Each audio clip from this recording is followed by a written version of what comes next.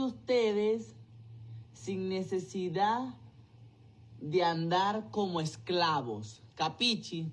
Esa es la diferencia tuya y mía. Que yo siempre voy a hacer dinero sin mucho trabajo.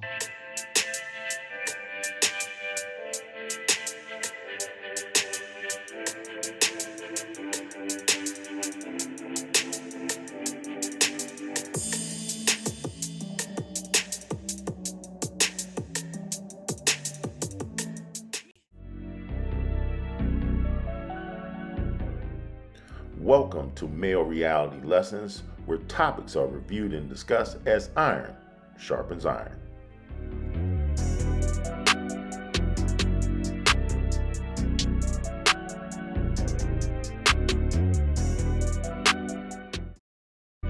On this episode, just in time for tax season, I want to talk about the migrant crisis, and one migrant in particular that's encouraging all his comrades to come to America and take money like taking candy from a baby. Your house belong to you, or if you are not using it, can someone just come in, squat for a period of time, and then claim that they have a right to be there? A Venezuelan national dubbed the migrant influencer is at the center of controversy this morning. He has been using TikTok to coach migrants how to live in the U.S. by taking advantage of laws protecting squatters.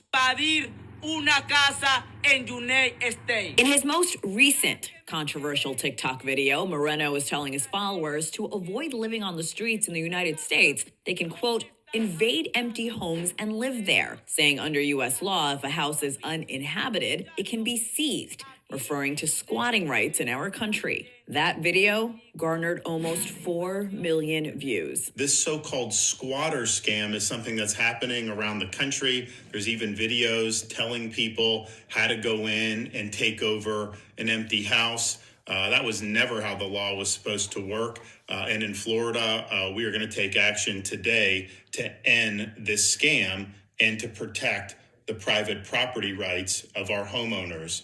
You should not have anyone go on your property and take it over and then try to assert some rights. It's absurd. We're going to put an end to it today, and we'll be leading the way yet again in the process. As we have more migrants moving into cities, more homelessness, we are going to see more of it, more squatting. James Burling is a property rights attorney. But they're talking about all the advantages that you can get from squatting. It's inevitable that it's going to increase. In past videos, the illegal migrant bragged that he came to the United States to vacation and now lives off U.S. taxpayers because he had a child in this country. You can't make this shit up, people. He also tells his followers that he waits for Americans' hard-earned pension checks to come in every month. What? In another video, he is urging fellow Venezuelans to pay the fines of a 15-year-old migrant who allegedly shot a tourist in Times Square, saying, quote, today it could be him, tomorrow it could be one of you. But this recent video on squatting is making headlines as Moreno tells his comrades that if they fix up an abandoned home that is deteriorated or in bad condition, they can get credits when the properties are sold. While Burling says that is not the case, the misinformation is now out there. Well, I think publicity, like what we're seeing in TikTok and viral videos of that nature, are going to magnify the idea that squatting is an alternative to not having enough housing. If you're enjoying the video, please take a moment to like, share, and subscribe to Male Reality Lessons. Idea that squatting is an alternative to not having enough housing. Well, the migrant influencer who was using TikTok to teach illegal migrants how to take advantage of U.S. squatting laws and go and squat in people's homes and take them over. He is reportedly has been arrested from immigration authorities this morning. TikTok finally suspended his account only after millions viewed his videos. Leonel Moreno, who is a Venezuelan national, crossed the southern border into Eagle Pass, Texas in April 2022. From there, he was enrolled on what is known as the Alternatives to Detention program, which allows federal authorities to track migrants who enter the country illegally, once they are released into the United States interior. Migrants who are enrolled in the program, like Moreno, are required to report to federal immigration authorities on their whereabouts in the United States while enrolled in the program. However, Moreno did not do that and was listed as an absconder from the program. Moreno regularly shares on social media how he scams the system to receive money from the federal government, food stamps, and shows his social security card in posts that we've reviewed. He claims that his wife and daughter receive $350 a month from the federal government, often flaunts the food and aid that they receive through the funding from these federal programs. Moreno originally told federal authorities that his intended address in the United States was the Catholic Charities office in Miami. He has since been seen in posts in Columbus, Ohio. When Moreno failed to report to immigration authorities as part of the Alternatives to Detention tracking program, ICE in Miami did mail him his court date. In one social media post, Moreno said that he has been in the U.S. for over a year and has not had to work one day. He said, quote, "I've concluded that the American dream is real. This is food of the best quality that they just give you." In a separate post, Moreno said, quote, "Work is for slaves, boys. Remember that work is for slaves. Where have you seen a millionaire work? Don't humiliate yourself. You have to be creative to ask for money," he said.